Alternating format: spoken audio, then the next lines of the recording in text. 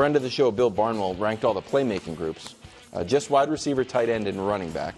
Eagles were at 1, Lions at 2, the Bengals were at 3, 49ers at 4, bro. After being number 1 in both the last 2 years, Barnwell writing that it's unrealistic to treat McCaffrey as a 17-game starter for the purpose of these rankings. Just want to put that out there. What did you just say, though, before that? Where were the Niners the last 2 years? Number 1. Both years? Both years they were number 1. Last year? Before the injuries? Well, they were. In July? Yeah, go ahead. What are the expectations for San Francisco? Well, first of all, I got great respect for Bill Barnwell. I think 4th is high for their skill positions. But they are healthy, and it's a good core skill position, guys. So I think that they are going to win the NFC West, 12-ish wins. So I'm looking at them as the 3 seed in the NFC. Wow. Like they've got really good weapons offensively. I think Purdy is good, very good. The defense, I think, with Robert Saleh is going to be improved. Right. I don't think Christian McCaffrey will be 90% of what he was. 2 years maybe ago. even much worse than that. But with him and Garindo, they always have a good running game. And I think McCaffrey's value is a lot of times in the passing game.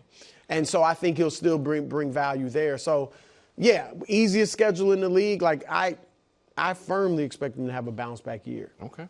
Yeah, when you look at what happened to them offensively last year, so with Debo, Ayuk, and CMC, 2 years ago they scored 40 touchdowns combined, the 3 of them, and last year they scored 4. So it's a pretty significant drop-off. Still Brock Purdy's fault. Yeah, it's probably Brock's fault. Do you want to argue about I Brock just Purdy, saying- or are you I was going to go to talking- I was commercial if we talking- bring up Brock Purdy? I don't know where McCaffrey's going to be. That's the reason he ended up in San Francisco, right? Chronically injured in Carolina. They thought that it wasn't going to change, and he goes to San Fran, has the run that he had. But him at 90% of what he could be is still really, really good. I'm with you. I like Juwan Jennings a lot. You've got Kittle. I would expect them to be significantly better than last year. Everything that could go wrong last year seemed to have gone wrong last year. But they weren't. The thing is, they weren't close last year. What you guys are talking about is them doubling their wins.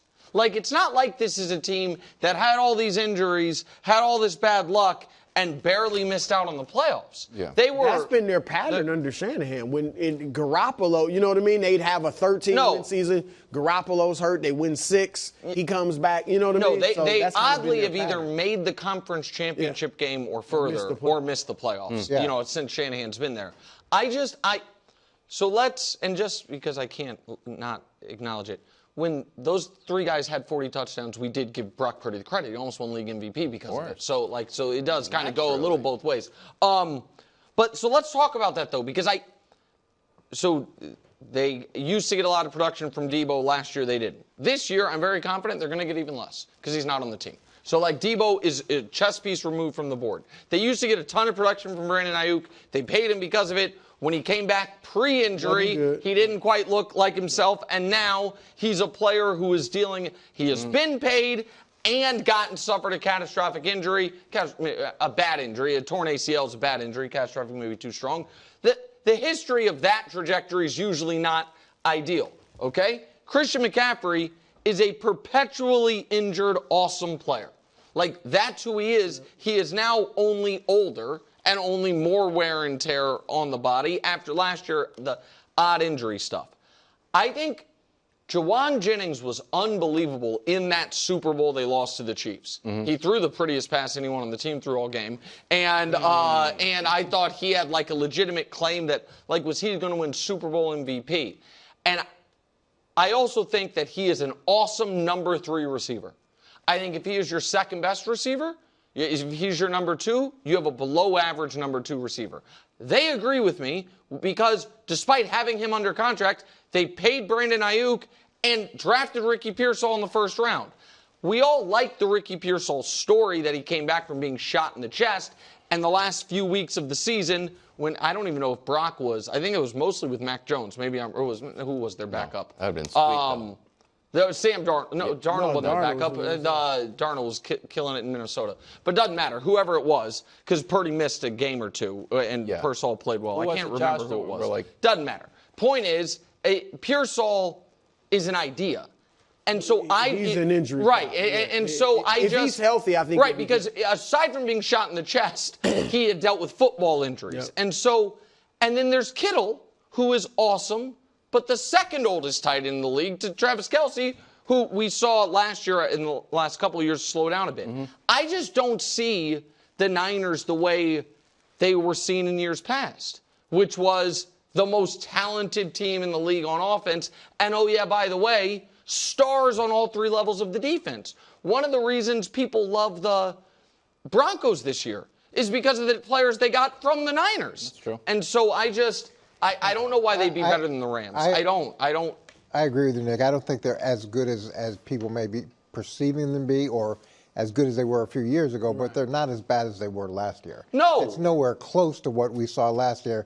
And really, when you look at it from an injury perspective, from all the noise in the offseason, the noise within the season, the issues they were having, the kicker was bad. Yeah. I mean, it was item after item after item that and sometimes you have years like that. Also, I don't think they're what they were 2 years ago, where everybody thought they were the best team in the league. And steady hand of Mac Jones and the quarterback. The first things first, do the Bears have enough weapons? Maybe not. Bill Barnwell ranked every team's wide receiver, tight end, and running back groups. Eagles came in first. Bengals were high. His old team, the Lions, came in second. Ben Johnson's new team, the Bears, came in 25th. This is an easy out for you, Nick. What do you mean? Easy out. I don't need outs. It's an easy out. That's not how I do sports talk. All I do is watch the games and give my takes. I'm not strategizing like you. Ramp, though. I don't want an off ramp. He will in about 6 months. See, so Brew's got it. I need at some point, maybe it's during predictions week, Brew to actually tell us how he feels about Caleb. He loves Caleb. Because it's always, I like Caleb, and then it's a whole litany of concerns. So I think 25th is probably a touch pessimistic, but I also think that, more than a touch pessimistic, I think it is pessimistic, but I also think it is a reminder that the Bears' additions this offseason, which I think were very important, were on the line and on the defense, not at the skill position guys. Right. And the trio of receivers that we all thought, nobody more so than me probably, was going to be super impactful last year, were all in different ways disappointing. And now we can put that on Caleb and on the coordinator and on the head coach. But Keenan Allen obviously was not what they hoped he would be, and he's not on the team anymore. DJ Moore was not as explosive as we've seen him in years past. And some people thought Rome Odunze was the second best. Some people thought he was the best receiver in that class.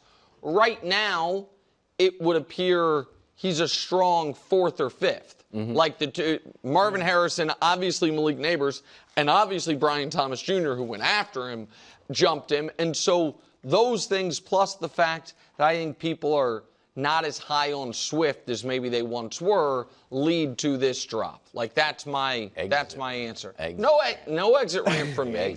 No, I didn't rank him 25th. Barnwell ranked him 25th. Exit ramp, right? I don't want an exit ramp, but I think. Do you think anything? Highway. No, I think I have very high expectations for Caleb. Shut up. Go ahead. Mind-boggling to me. Wow. 25th? That's crazy. And I think a lot of the reason, and I'm not even, this is not a big criticism of Caleb, because the offensive play calling and everything was not the greatest, obviously. But one of the reasons I think those receivers didn't shine is because Caleb was getting sacked, or he was off schedule, or he was running around. You know what I mean? So I think they're weapons. And you are right in that the improvement on the offensive line is maybe the most exciting thing they did in the offseason. But Odunze, they added Luther Burden, and DJ Moore, I still think is a very good receiver. Swift wasn't as good last year as expected, but I still think he's, pretty good. And then you add the tight ends. They already had Cole Kmet, who's pretty good. They drafted Loveland. I just think the weapons are very good. I think they should probably be middle of but even 15th is 10 spots up from what he has them now. So I think the Bears have, because again, this is just running backs, tight ends, receivers. And from looking at the way Barnwell did it, he seemed to really value superstar in a spot. So like the Ravens were in the top 10. And I look at the Ravens as a below-average receiving core, average tight ends, superstar running back, and that put it, you know what I mean? But he said the receivers and tight ends, or receivers at least, weighed more heavily than the running back. I know that he did, but I'm just saying when you see the Ravens in the top 10 and the Bears here, I think what hurts the Bears, same thing that hurt the Packers in these rankings, is that you don't have any one guy that you're like, that guy's a definite all-pro candidate, right? And so, but I agree with you. This is a little pessimistic for where I see the team, but I don't think he is in the position that any of those teams at the top, like the Eagles, where the Bengals, where you have stars all over the place. I don't think that's the case. I don't think that is actually going to matter, because I think what Caleb needs is good, smart offensive coaching, which I think he will have, and time, which I think he will have, and not have receivers, in open revolt against him, which is not he didn't have last year, and I don't think he'll have this year. So I also like the fact that they have two legitimate tight ends. Yeah, you know what I mean? People really liked Loveland in this draft, and so all that I think he is set up to succeed. My worry about the Bears is the defense, which is, historically never the Bears' problem. But, I think the Bears will have a top 12 offense in football this year. And if you pair that with the 15th best defense, you're a playoff team. If you pair that with the 25th best defense, you're not. Right. But I think the offense will be good. And, I don't even like Ben Johnson as much as Kevin Wildes did until he did one press conference he didn't like. No, I used to I just like Ben Johnson. I didn't like this flippant response to the tush push, but this is also... You think he's haughty? Haughty. Did you say haughty? Haughty, I didn't like the response, but this will be interesting for Ben Johnson, who had, according to Barnwell, the second best offensive weapons, and now is down to 25th. That's, by the way, my other takeaway from that I just, fair is fair. Randomly, oddly, yesterday, Coach had a take that I was like, I don't think anyone agrees with you on, that Burrow's the second best quarterback in the league, and then we did a topic on it that Steve Spagnuolo had said it, the Chiefs D coordinator. Brew yesterday, the day before, said that the Lions have their own group of Avengers. And I was like, I totally disagree. I think Amon-Ra's really good and Jahmyr Gibbs is really good. And aside from that, Laporta's good, but Barnwell said they had the second best in the league. So my future president of football operations agrees with you, Brew. There you go. So, do you think the Niners should be fourth? No, listen, I love Barnwell. You guys know how much respect I have for him. Again, if I were to own a team, I would install myself, of course, as general manager, but he would be right beneath me. I disagreed with a ton of these rankings. Yeah. I thought the Ravens were too high. I thought the Bills were 28th. I thought they were a little too low. There were a lot of these that it's not how I would rank them, but I mean, it's his opinion. Were you okay with the Patriots at 30? A touch high.